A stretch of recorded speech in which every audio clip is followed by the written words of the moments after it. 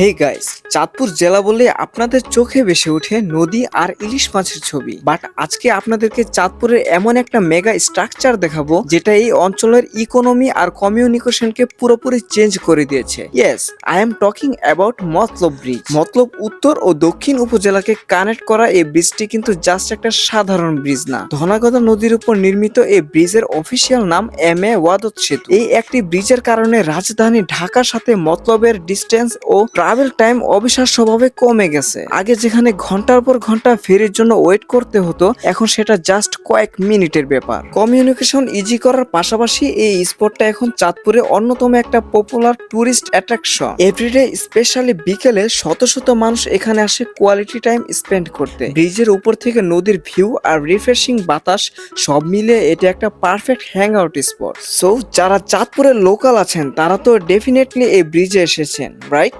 আপনার এক্সপিরিয়েন্সটা কমেন্টে শেয়ার করতে ভুলবেন না। দেখা হবে নেক্সট কোনো ভিডিওতে। টিল দেন টেক কেয়ার, আল্লাহ হাফেজ।